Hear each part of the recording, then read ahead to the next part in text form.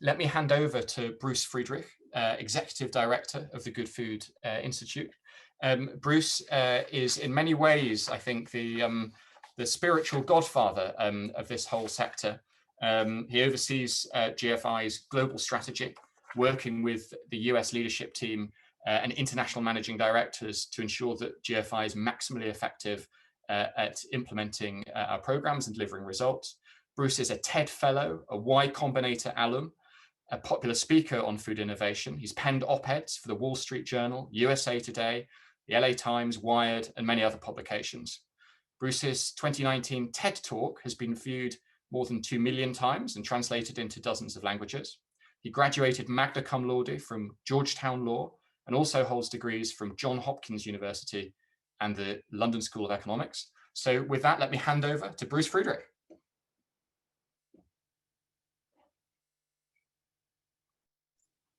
Thank you very much, Richard. I very much appreciate that kind introduction.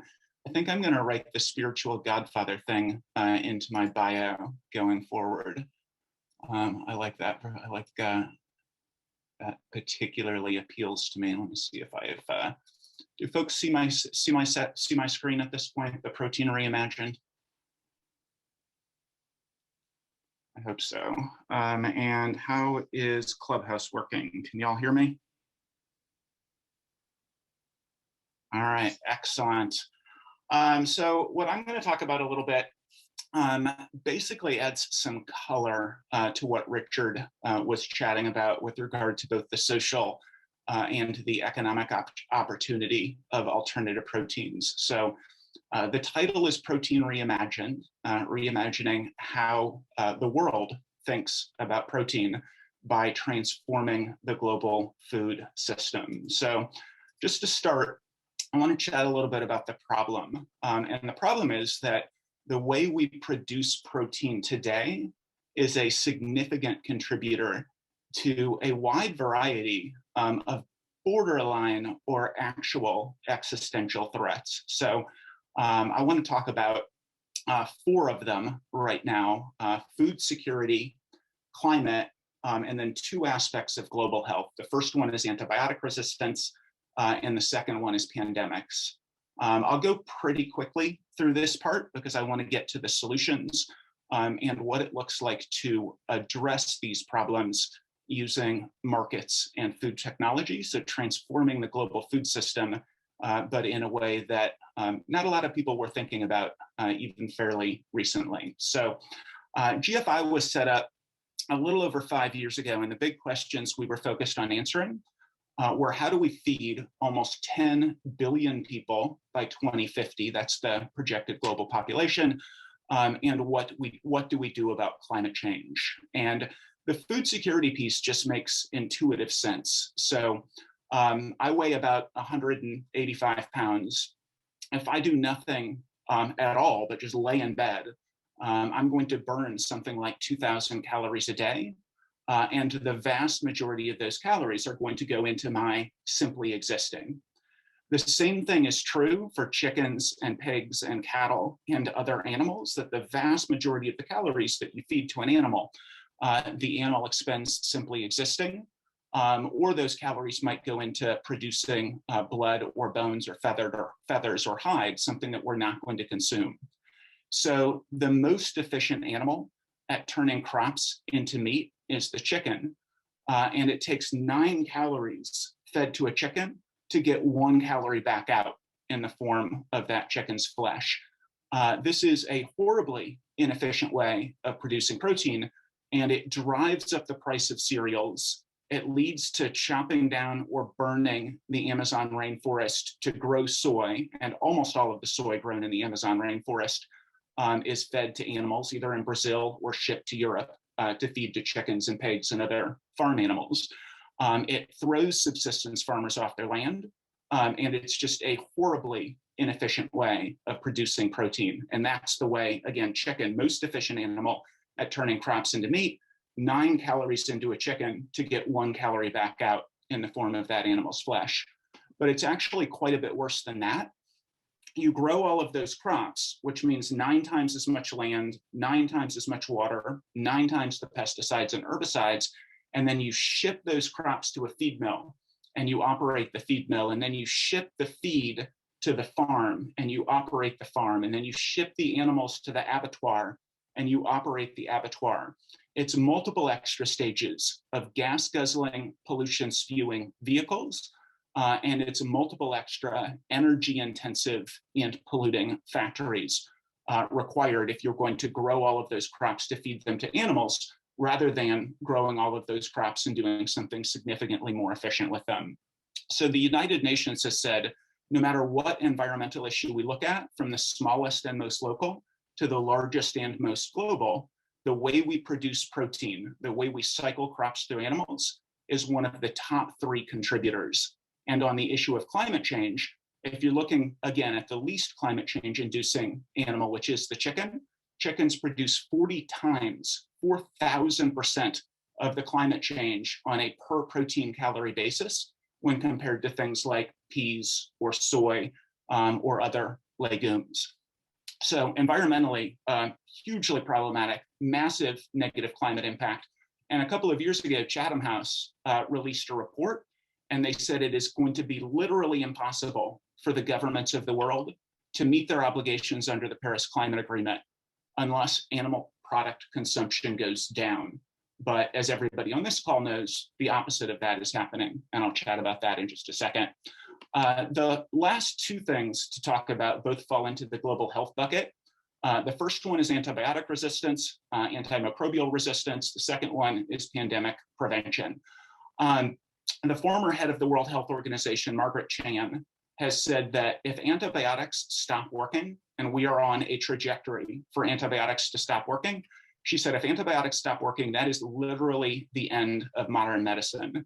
And I know Europe is making some positive strides on the antimicrobial front, but those positive strides are far outweighed by the amount of antibiotics that are going into animal feed in developing economies in the United States, in China. More than 70% of all antimicrobials produced by the pharmaceutical industry globally, more than 70% are fed to farm animals. So you want to scare, Google the end of working antibiotics. You want to ramp up that scare, add the word China.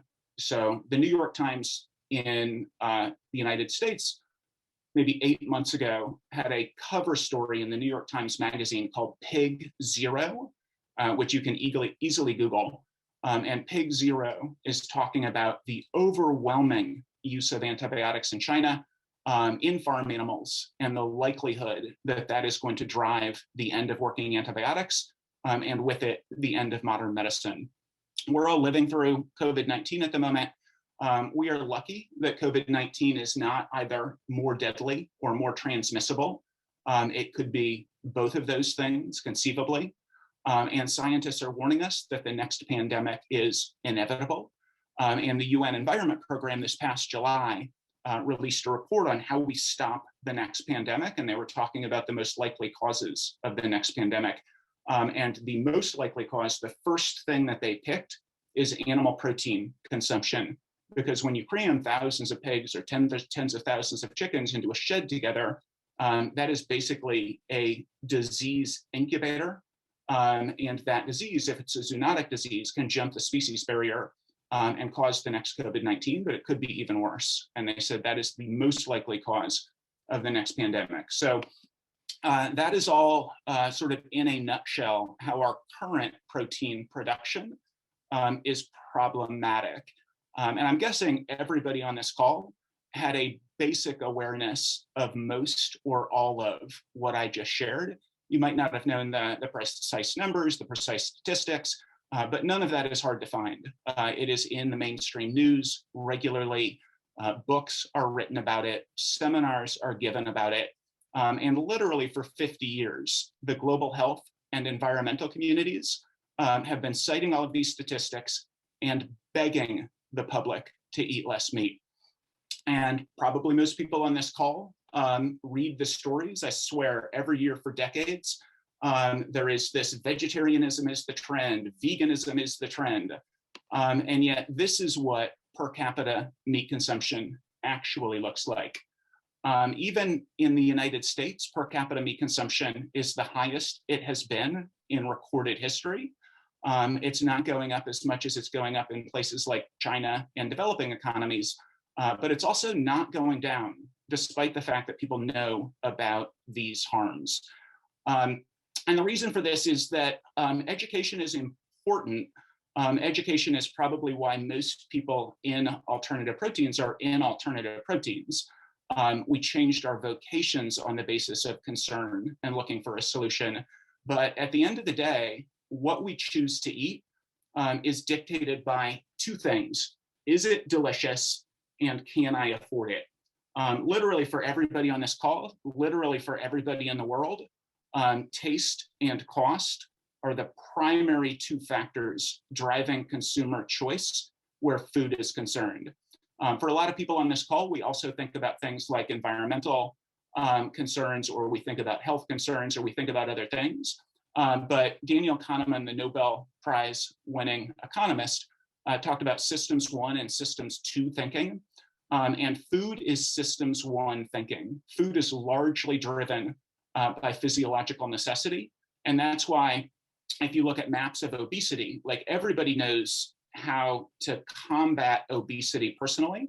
And if you look at maps of obesity, the world just keeps getting more and more and more obese over time, despite the fact that we know how not to be obese. So there's just something about food, its price, its taste. But we do have a solution. And what is the solution? The first solution is everything in meat. Meat is made up of lipids, aminos, minerals, and water. Lipids, aminos, and minerals, and water. That is all meat is. Everything that exists in meat also exists in plants. So up until less than a decade ago, with the introduction of Impossible Foods and Beyond Meat, up until less than a decade ago, veggie burgers were designed for vegetarians and flexitarians. The ingredients in plant-based meats and vegetarian foods, the ingredients in these foods were for vegetarians and flexitarians. They were for people who wanted an alternative. It didn't have to be quite as good, and it could cost more. But in recent years, we have been getting about the business of biomimicking the entire meat experience using plants. And you can do this. Plants have lipids, aminos, minerals, and water, just like meat has lipids, aminos, minerals, and water. You can hire plant biologists and meat scientists and tissue engineers, and you can give consumers the entire meat experience, but you can do it with plants instead of with animals. And that is one alternative protein focus that at GFI we are extremely excited about. If you start having this conversation with people, you'll find that a fair number of people just really want to eat meat. For those people, we have also a far more efficient process. We can cultivate actual animal cells. We can use the principles of tissue engineering, but we can do it at massive scale.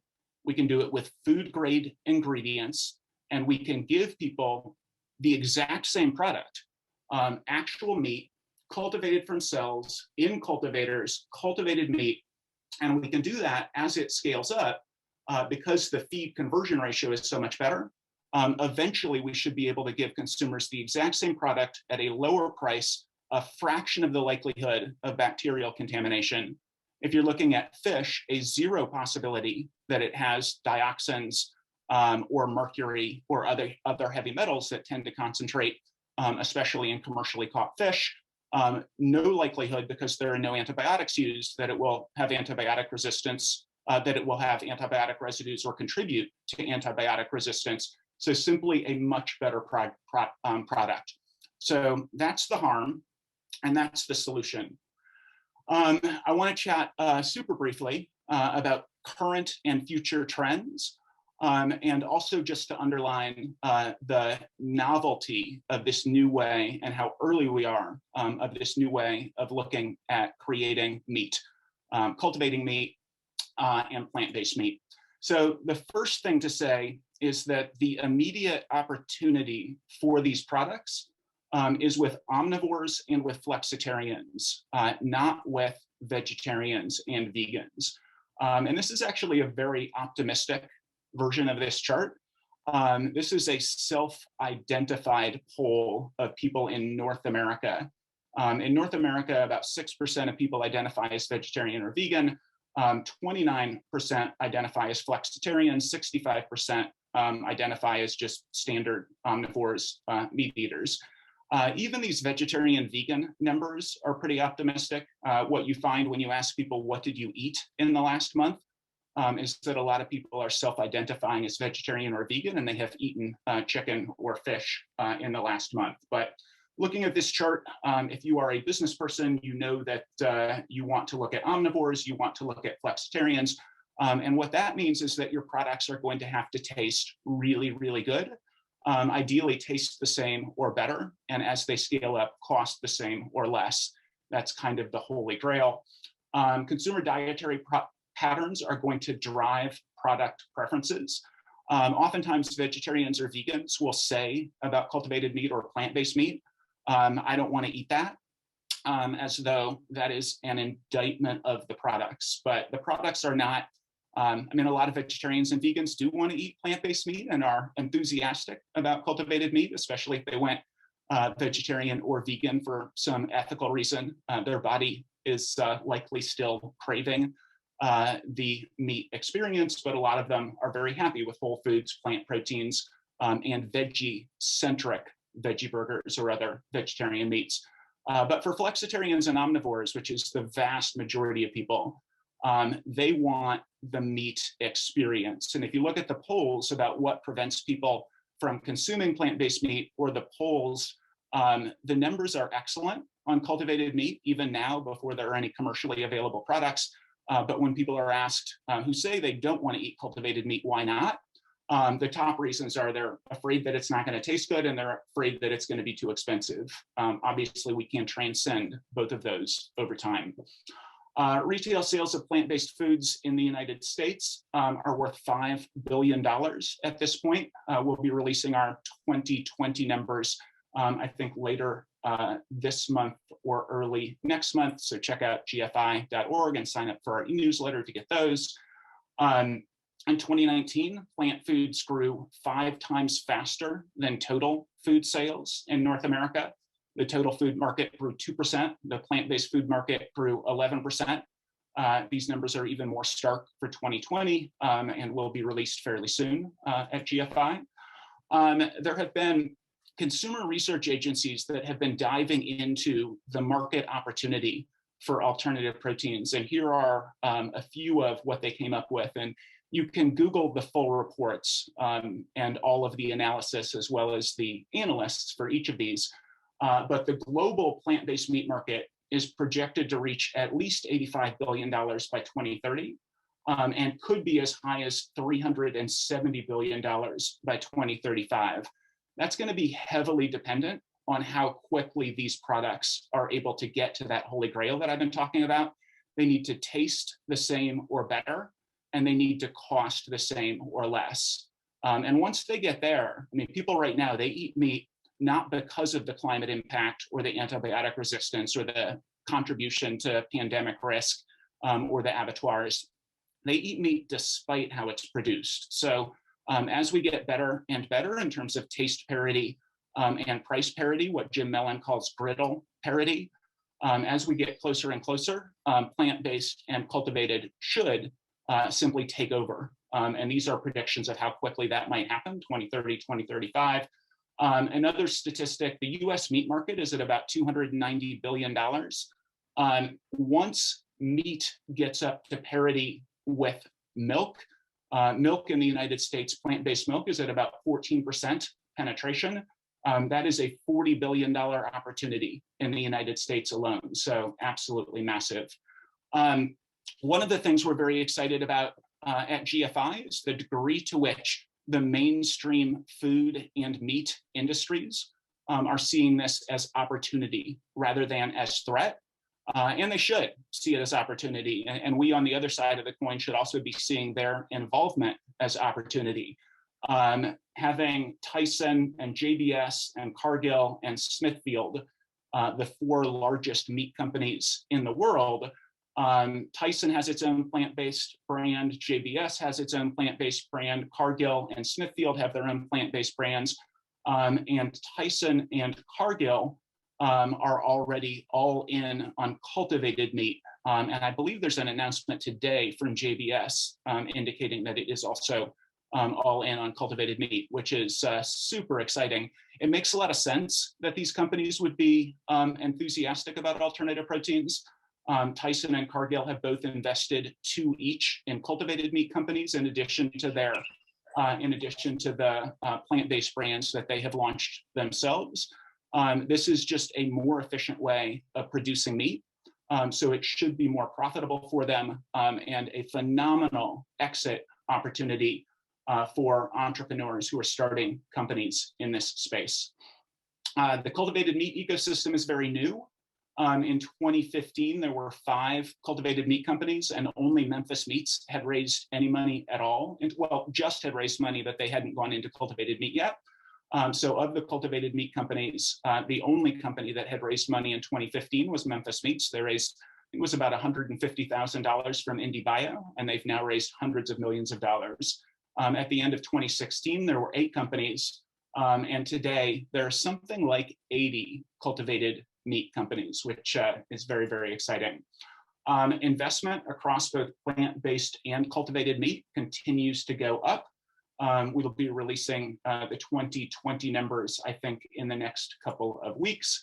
But it's worth noting that it is still very early days. So plant-based meat, dairy, and egg companies in 2019 raised from VCs about $457 million. Cannabis VC investment was more than 5 times that. So I think Richards go back to Silicon Valley in the 70s, and you can pick the winners. That's a really apt analogy. Some people wonder, because there is Impossible Foods or Beyond Meat or Memphis Meats or Blue Nalu, whether there is still room for entrepreneurship. There is still overwhelming room for entrepreneurship. This will, by 2050, be a multi-trillion-dollar industry. So just like there's an awful lot of room for conventional meat, dairy, and egg companies, there is an awful lot of room for plant-based and cultivated companies as well.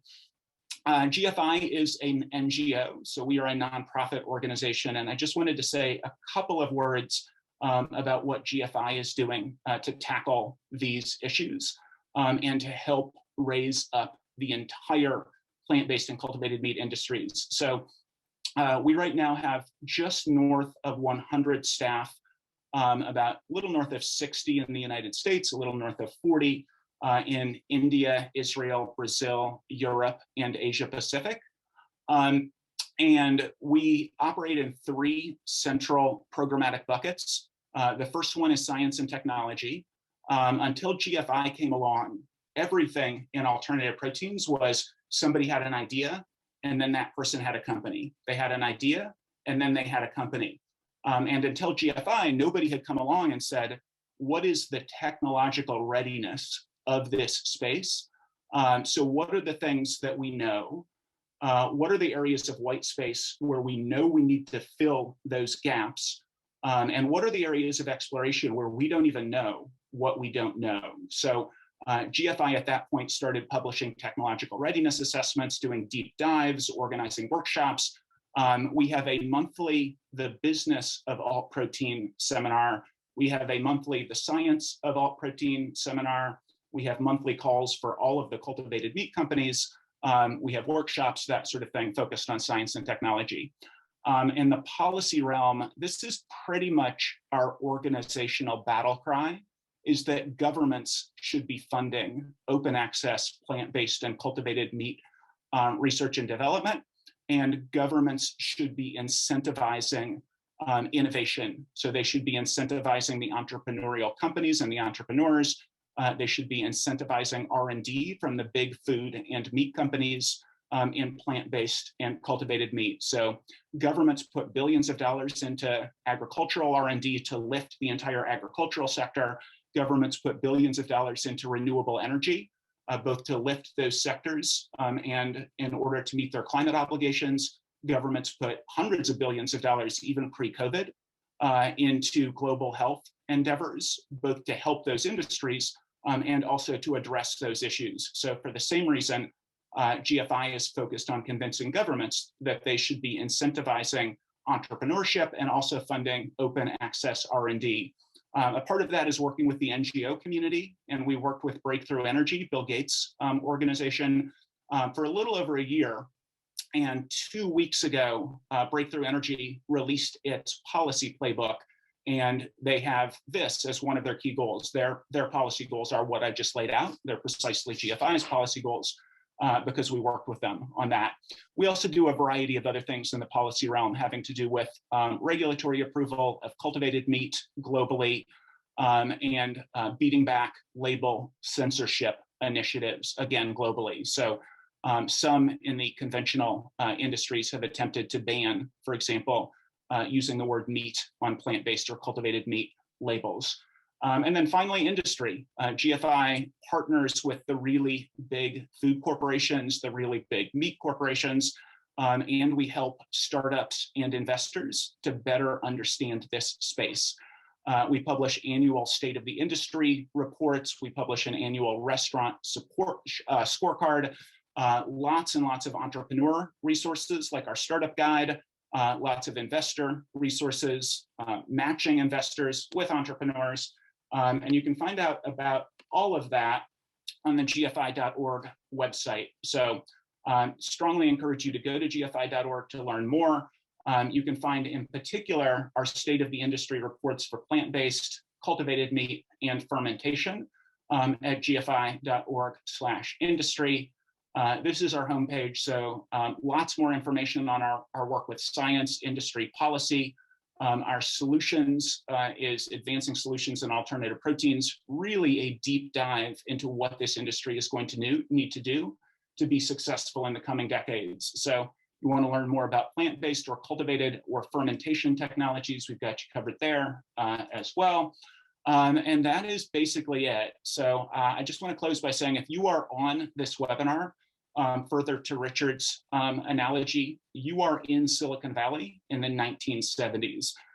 This technology is just getting going. This technology needs policy support, it needs science support, it needs industry support, it needs entrepreneurial support.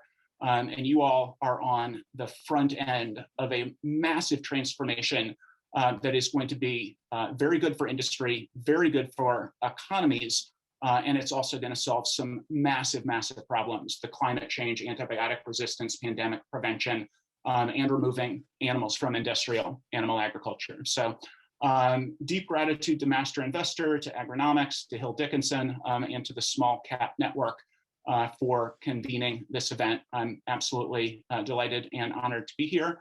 And with that, I think I will pass things over to Claire. Thanks, Bruce. If you have a minute, Bruce, we've had a number of questions. I think we might be able to ask a couple of them at least. I would love that. So the first question from Samuel says, what would be the solution if antibiotics were to fade out? Would organic food be the way to maintain a semi-healthy life without modern medicine?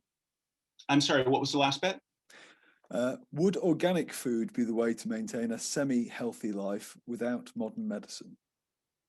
Well, I think modern medicine is probably going to be important for a while. So alternative proteins solve some really big problems or mitigate some really big problems. A huge part of antibiotic resistance is the subtherapeutic use of antibiotics in farm animals, but it's not the entire problem. So it's a part of the solution. Similarly, climate change, highly recommend Bill Gates' new book. He talks about sort of 5 pillars that we need to address. One of those pillars is food and agriculture. So this is an essential part of the solution, but it's not the whole solution. Same thing with pandemics, same things with all of it. So I'm not a doctor or a dietitian. I would encourage people to investigate and read more. And I'm not sure organic has a lot of, I mean, I think it has huge benefits for the environment. I'm not sure it has much in the way of benefits for people's health. Definitely important to eat that way for environmental reasons, but lots of other things we can do to protect our health. Thanks. And we'll just see if we can squeeze one more question, if that's all right. Question here from Jose, who says, how do we deal with the disruption to the pig and cow farming? He says in Spain, but I guess this could apply sort of all over the world, where so many people depend upon old-fashioned or old-style agriculture for their jobs and indeed for culture. Yeah, I mean, I think that is a critically important point. And with any sort of transformation in capitalism, there are changes in what the jobs economy looks like. Obviously, we will still need farmers, but we will move away from monocropping in ways that I think are exciting. We won't have to chop down the Amazon rainforest to grow soy for animals, and that throws subsistence farmers off their land. So there's a significant degree to which, if we move away from the cash crops that go into industrial animal feed, that will be very good for farmers.